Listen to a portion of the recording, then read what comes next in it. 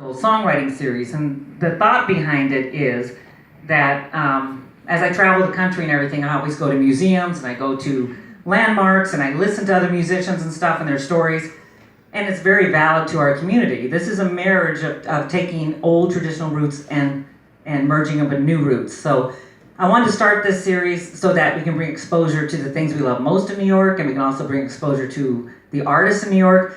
I've been traveling with some songwriter series down south, and every time I go down there, I go, man, if they could only see what New York is about. All they see is New York City.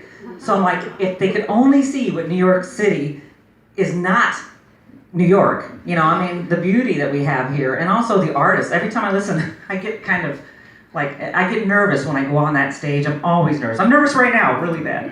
But when I go onto a stage, I'm like, how am I going to measure up? How am I going to measure up? And then I listen to these other artists, and even though they're very good, what we got here is amazing. I mean, I lived in Seattle half my life. I lived in Phoenix, Arizona. I've traveled all over the country singing USO tours.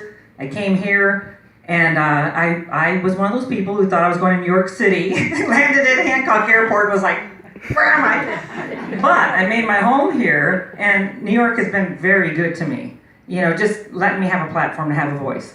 So that's why this series was born. And I'm going to bring up Mary real quick to talk about the museum and why we picked this place to kick off this series.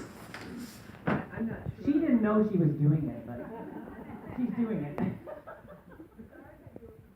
Yeah, definitely. Just raise your voice. You're a school teacher. On behalf of the board of Perry Legacy, I'd like to welcome you all to the Museum of Statue of Schoolhouse. And Kay has asked me to tell you a little bit about our museum.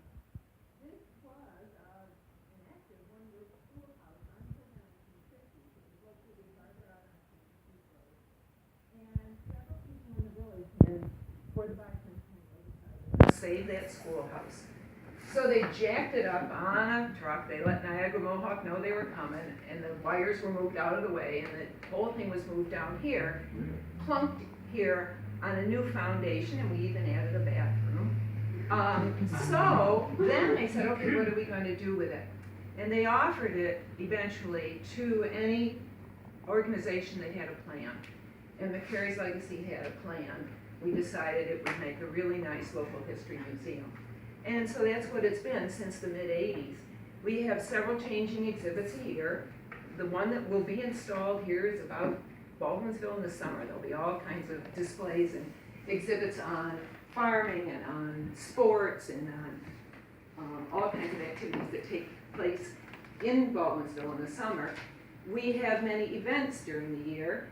Peony Fest coming up, and Kay has asked me to tell you a little about that. In the 20s, there was a peony farm out on Route 370 if you go out towards Beaver Lake, and you know where the 690 overpass is. Indian Springs Farm was out there, and one of the plants that they raised and shipped all over the country was peonies. So if at this time of year you were to travel out that way in the 20s and early 30s, those hills were just covered in all different colors of peonies. B.F. Goodrich, the man, passed away. His wife tried to keep the business going. The Depression hit, and the business did not survive, but the peony stock did. And one of our members is a master gardener. She knew the stock was out there, and she said, you know, we should maybe get permission to dig some of that up, which is what happened. And the peony beds that you notice out here are from the original stock of Indian Springs Farm. So it's a continuation of the museum's exhibits. So the first Saturday in June, we have Peony Fest to celebrate all those peonies, and you will find that they are in bloom usually on the first Saturday in June. There's singles, there's doubles, there's whites, there's pinks, there's roses. It's really lovely. So we invite you to come, and we also have artists and craftsmen. We have food, and we have music thanks to Kay's efforts. So June 3rd this year. Thank you, Kay. Thank you. Now, if you look at this poster that I used for the songwriting series, that was a schoolhouse that was torn down that was in the corner. And I love this picture because it has all the elements of, you know, like it's got the baby carriage and people like kind of going towards a landmark that's no longer here, but it is in the corner of the field. And every summer it had a foundation made out of lime, and it's kind of spooky, but the grass burns off and this foundation rises, and you're like, I think it's kind of cool, but anyway. So I'm going to kick it up.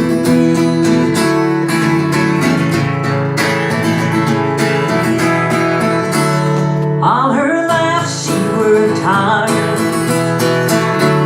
trying to make the loose ends meet. Now it's stomach's tied knots and she can't get sleep, and there's never enough time between work and family. And there's the voice in her head screaming, what about me? What about me? Is this supposed to be the American dream? Getting deeper in debt until it buries me. The pressure's got us falling apart at the seams. That's the price for the home of the free and to live in the American dream.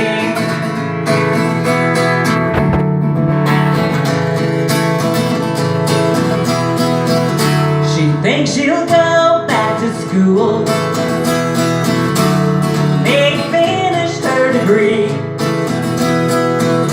Her husband tells her it's okay, just don't get too busy. You know you need your second job. You know you can't afford to quit, and you will watch the kids 'cause I don't babysit. Best you forget about it.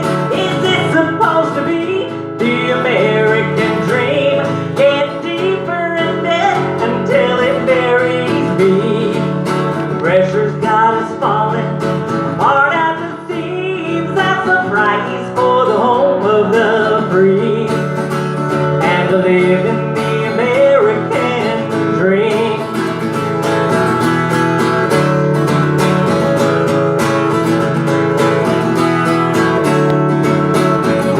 Looking back through all these years, her life has been one big compromise. Every time someone takes a piece of